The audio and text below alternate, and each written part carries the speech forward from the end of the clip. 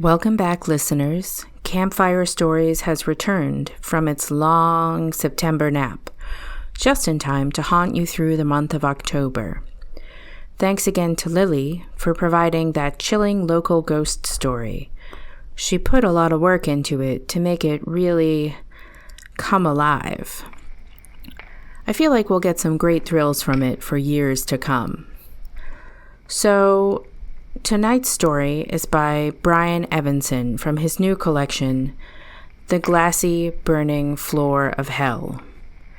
This story has a sci-fi element to it, so if that's how you like your scary stories, then tonight's reading is for you. But if sci-fi isn't your bent, I'd still stick around, as this has some classical references that are sure to please. Okay. With that brief introduction, let's begin. Leg by Brian Evenson from The Glassy Burning Floor of Hell. The captain of the vessel was named Hecla, a name that in the language of her ancestors meant cloak, though she had never worn a cloak. One of her legs was not a leg at all, but a separate creature that had learned to act like a leg. When she needed to walk about her vessel, this served as a leg for her. But once she was alone in her quarters, she would unstrap it, and it would unfurl to become a separate being, something she could converse with, a trusted advisor, a secret friend. Nobody knew it to be other than an artificial leg, except for her.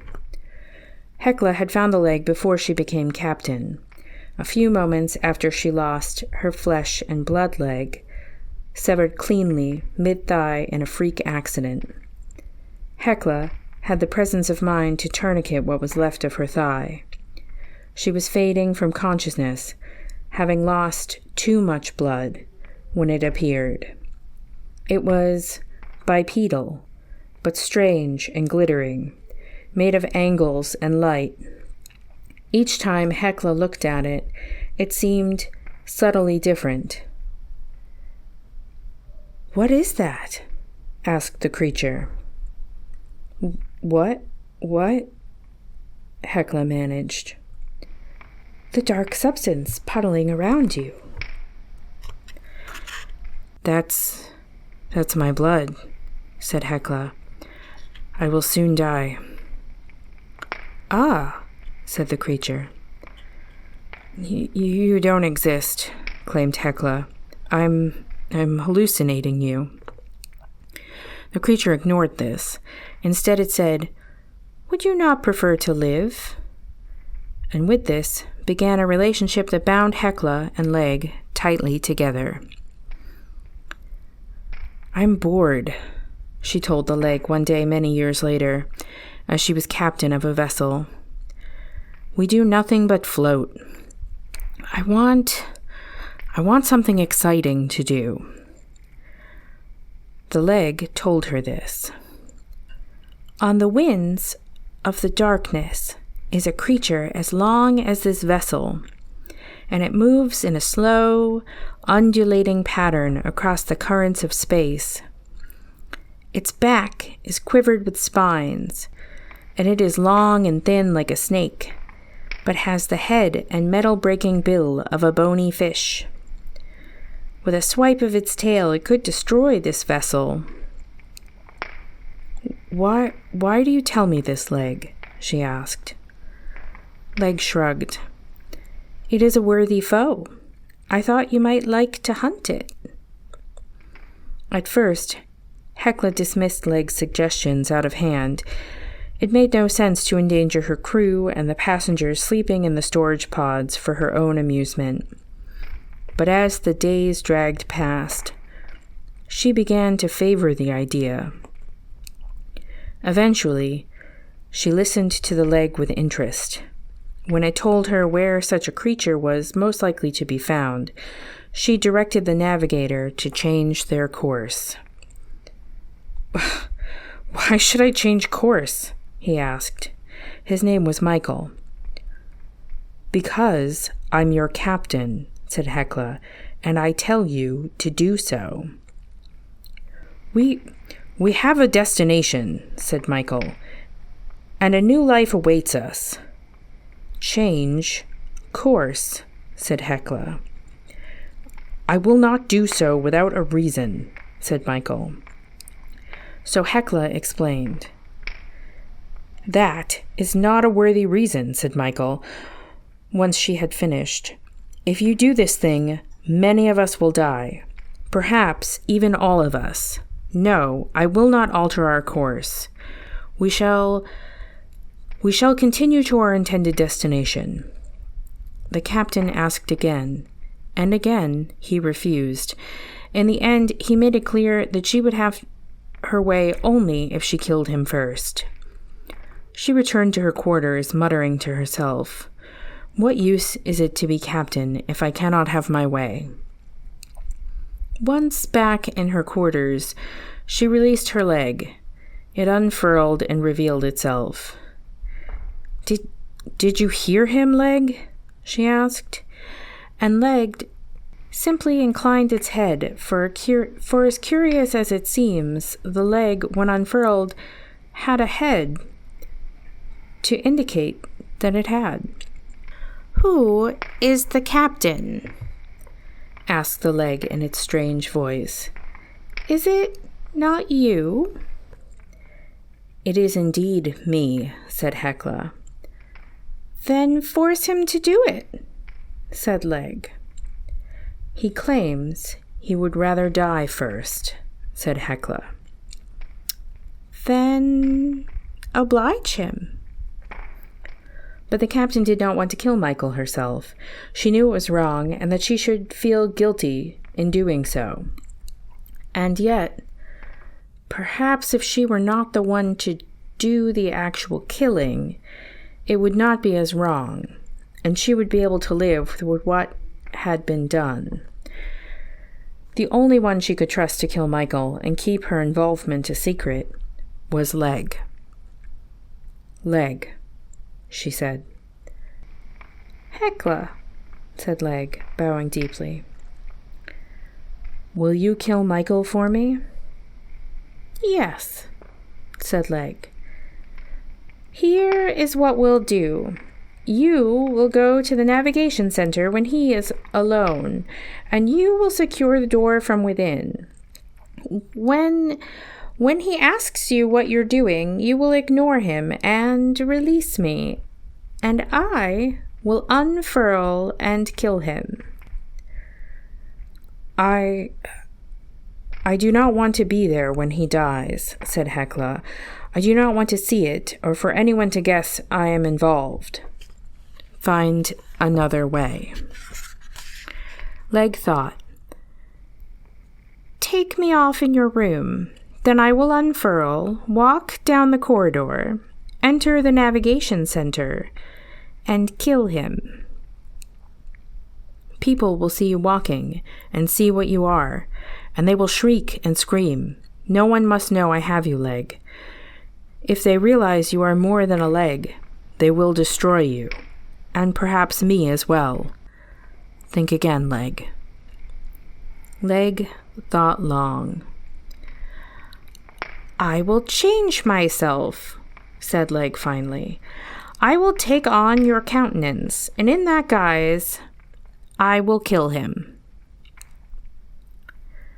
Can you do that?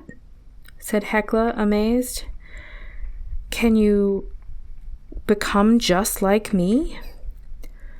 Yes, and act like you too, but only if you grant me permission.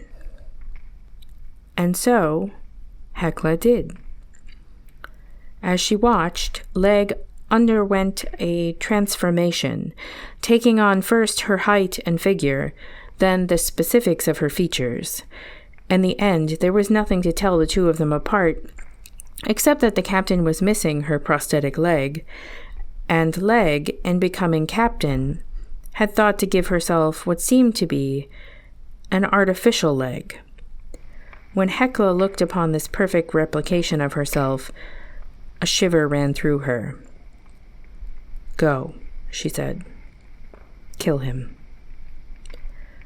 "I go," said Leg, and left. Leg went through the door and into the passageway. It walked slowly toward the navigation center where Michael was. This was the first time it had been out of the captain's quarters on its own. This was the first time it had been away from the captain since Leg had found her. Leg enjoyed how this felt. Leg arrived at the navigation center. Michael was there, alone.